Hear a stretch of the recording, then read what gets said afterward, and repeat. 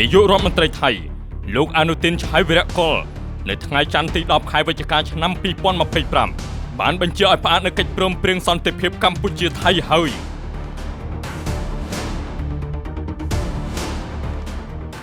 បន្ទាប់ពីមានការផ្ទុះគ្រាប់មីនដែលបង្កឲ្យទាហានថៃរបួសនៅខេត្តស៊ីសាកេត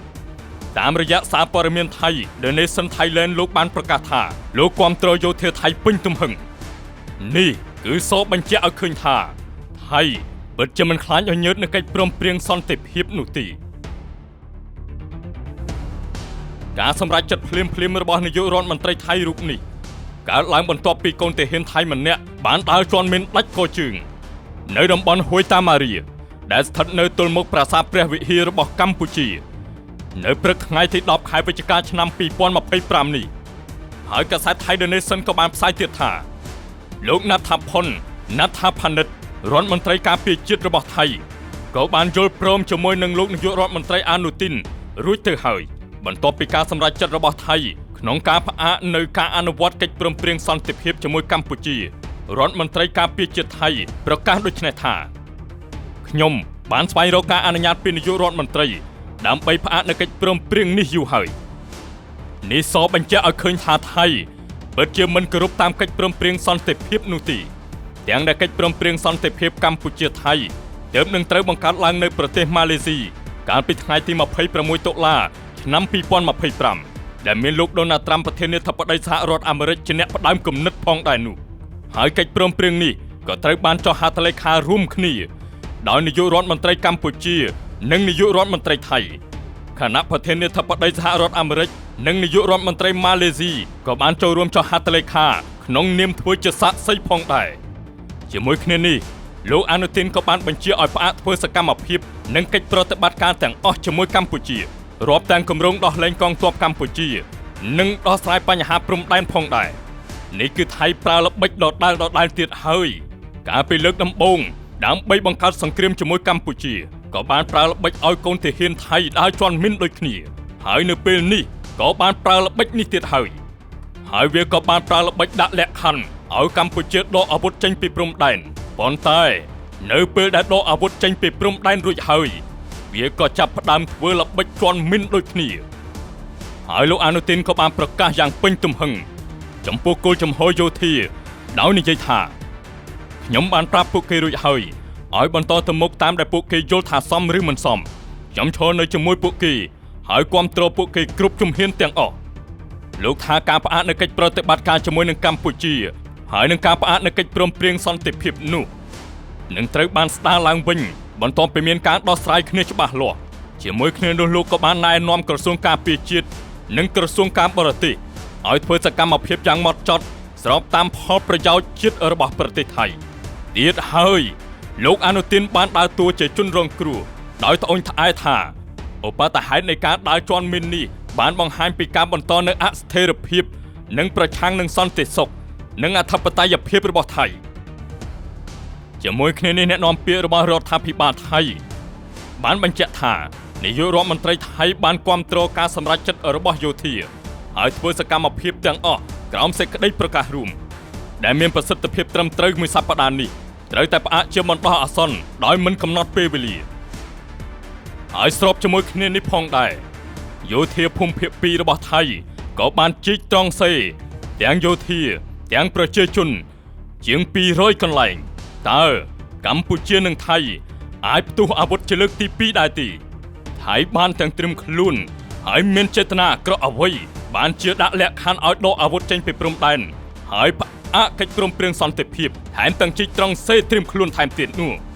កាលពីយប់ថ្ងៃទី 9 ខែវិច្ឆិកាឆ្នាំ 2025 កាសែត The Nation Thailand បានធ្វើការចុះផ្សាយថាកងទ័ពយោធាថៃភូមិភាគ2បានចាប់ផ្ដើមកសាងលានដ្ឋានជាង200កន្លែងសម្រាប់កងទ័ពនិងប្រជាពលរដ្ឋនៅក្នុងព័ត៌មាននោះគេក៏បានសរសេររៀបរាប់ថាកងទ័ពភូមិភាគទី2របស់ថៃបានសាងសង់លានដ្ឋានយោធាចំនួន256កន្លែងសម្រាប់កងទ័ពនិងយានដ្ឋានសហគមន៍ចំនួន7ខ្នងសម្រាប់ប្រជាពលរដ្ឋដោយប្រើប្រាស់ថវិការបស់មូលនិធិ Hatay Thifan របស់ព្រះនាងម្ចាស់របស់ថៃ ការពីថ្ងៃអាទិត្យមេបញ្ជាការកងយោធាភូមិភាគ2របស់ថៃឧត្តមសេនីយ៍តូវេរយុទ្ធរៈស៊ីលបានចុះទៅត្រួតពិនិត្យប៉ុស្តិ៍ព្រំដែនមួយកន្លែងក្បែរច្រកចុងអានម៉ានៅក្នុងស្រុកណាមយិនខេត្តឧបលរាជធានីដើម្បីពិនិត្យមើលវឌ្ឍនភាពនៃគម្រោងសាងសង់លានដ្ឋានសម្រាប់កងទ័ពនិងប្រជាពលរដ្ឋនេះហើយគម្រោងនៃការសាងសង់លានដ្ឋានយោធានិងសម្រាប់ប្រជាពលរដ្ឋនេះត្រូវបានផ្ដួចផ្ដើមឡើងតាំងពីខែកញ្ញាមកម្លេះប៉ុន្តែគ្រាន់តែមិនទាន់បញ្ចេញរូបរាងឥឡូវនេះចាប់ផ្ដើមធ្វើមែនទែនហើយបើតាមការអះអាងរបស់អ្នកជំនាញរបស់យោធាថៃថានឹងត្រូវបញ្ចប់គម្រោងនេះនៅក្នុងដំណាច់ឆ្នាំ2025នេះដោយអ្វីដែលខ្ញុំបានគិតអញ្ចឹងហើយដោយអ្វីដែលខ្ញុំបាននិយាយពីវីដេអូមុនអញ្ចឹងថៃមិនដែលចង់មានសន្តិភាពនោះទេហើយទោះបីជាមានការចុះកិច្ចព្រមព្រៀងសន្តិភាពហើយក៏ដោយថៃក៏នៅតែរកលេសដើម្បីមិនគោរពតាមកិច្ចព្រមព្រៀងសន្តិភាពនេះបានដែរហើយមើលទៅការជិះត្រង់សេរបស់ថៃពេលនេះគឺជាការត្រៀមខ្លួនសម្រាប់ធ្វើសង្គ្រាមទៀតហើយលើកនេះថៃធ្វើត្រង់សេនឹងលានដ្ឋាននេះចំនួន200កន្លែងជាងយើងមើលទៅគឺជាចេតនារបស់ថៃហើយគឺគេបានត្រៀមខ្លួនរួចជាស្រេចនៅក្នុងការការពារសម្រាប់ការធ្វើសង្គ្រាមជាថ្មីជាមួយកម្ពុជាគួររំលឹកផងដែរថានៅអំឡុងពេលដែលថៃធ្វើការឈ្លានពានមកលើកម្ពុជាកាលពីថ្ងៃទី24ខែកក្កដារហូតដល់ថ្ងៃទី28ខែកក្កដាឆ្នាំ2025គឺតំបន់ចុងម៉ារបស់ថៃនេះវាត្រូវទល់ខ្នងគ្នាជាមួយនឹងតំបន់ចុងបូករបស់កម្ពុជានៅឯខេត្តឧត្តរមានជ័យហើយច្រកព្រំដែនដ៏សំខាន់នេះគឺជាសង្គ្រាមក្តៅគគុកផងដែរក្នុងរយៈពេល5ថ្ងៃដែលបង្កឲ្យមានការឆ្លើយតបដោយគ្រាប់កាំភ្លើងទៅវិញទៅមកនិងការបាត់បង់អាយុជីវិតរបស់យោធាថៃជាច្រើនអ្នកដូច្នេះករណីនៃការត្រៀមខ្លួននៅក្នុងការសាងសង់ត្រង់សេចំនួន256កន្លែងនេះវាគឺជាអរិយាប័ត្រមួយដ៏សំខាន់បំផុតសម្រាប់យោធាថៃក្នុងការត្រៀមខ្លួនទុកជាមុនដែលឆ្លុះបញ្ចាំងឲ្យឃើញថាជម្លោះរវាងកម្ពុជានិងថៃក្រោមការឈ្លានពានរបស់ថៃមកលើកម្ពុជាមួយនេះភាគីយោធាថៃផ្ទាល់តែម្ដងមិនទាន់ចង់បញ្ចប់នោះទេហើយនៅពេលនេះយើងមើលឃើញកាន់តែច្បាស់ហើយពេលនេះថៃក៏ផ្អាកកិច្ចព្រមព្រៀងសន្តិភាពហើយក៏ផ្អាកកិច្ចប្រតិបត្តិការនានាដែលដោះស្រាយបញ្ហាព្រំដែនជាមួយនឹងកម្ពុជាដែរជ័យត្រង់សេត្រៀមខ្លួនផ្អាកកិច្ចព្រមព្រៀងសន្តិភាពតើថៃគេគិតចង់ធ្វើបែបណាហើយអ្វីដែលគេបានដាក់លក្ខខណ្ឌមកលើកម្ពុជាយើងគ្រប់បែបយ៉ាងនោះដោយគ្រាន់តែការផ្ទុះមីនមួយគ្រាប់គេអាចយកលេសផ្អាកចោលលុបចោលទាំងអស់ហើយថៃក៏បានប្រកាសផងដែរថាគេនឹងដណ្ដើមយកប្រាសាទតាក្របីវិញមិនថាប្រើវិធីណាក៏ដោយ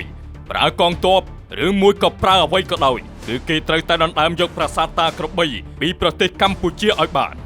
នេះគឺជារឿងរ៉ាវដែលគួរឲ្យចាប់អារម្មណ៍មួយសម្រាប់កម្ពុជាគឺត្រូវតែត្រៀមខ្លួនយកចិត្តទុកដាក់ឡើងវិញអំពីបញ្ហាទាំងអស់នេះព្រោះថាថៃបានប្រើល្បិចកិច្ចកលគ្រប់យ៉ាងឲ្យដកអាវុធចេញពីព្រំដែនហើយគេក៏បានកលាស់ភ្លាមថាគេនឹងផ្អាកកិច្ចព្រមព្រៀងសន្តិភាពហើយនឹងផ្អាកកិច្ចប្រតិបត្តិការជាមួយនឹងកម្ពុជាគ្រប់បែបយ៉ាងនេះគឺសបញ្ជាក់ឲ្យឃើញថាថៃមិនគោរពតាមកិច្ចព្រមព្រៀងសន្តិភាពនោះទេហើយគេត្រៀមខ្លួនឈ្លានពានកម្ពុជាគ្រប់ពេលតើកិច្ចព្រមព្រៀងសន្តិភាពរវាងកម្ពុជាថៃនេះនៅពេលដែលថៃមិនគោរពតាមកិច្ចព្រមព្រៀងហើយថែមទាំងហ៊ានផ្អាកកិច្ចព្រមព្រៀងនេះទៀតតើ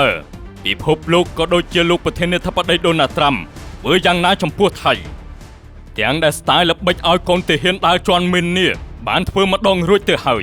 នេះថៃទៅចុះកិច្ចព្រមព្រៀងសន្តិភាពប៉ុន្តែគេនៅតែអាចរកលេសបានកិច្ចវេះពីសន្តិភាពមួយនេះហើយយើងក៏នៅតែមិនទាន់ដឹងថាតើលោកប្រធានាធិបតីដូណាល់ត្រាំនឹងធ្វើយ៉ាងណាចំពោះប្រទេសថៃដែលថៃហ៊ានធ្វើបែបនេះចំពោះកិច្ចព្រមព្រៀងសន្តិភាពដែលលោកខំបង្កើតឡើងហើយថែមទាំងធ្វើជាសាក្សីផងដែរ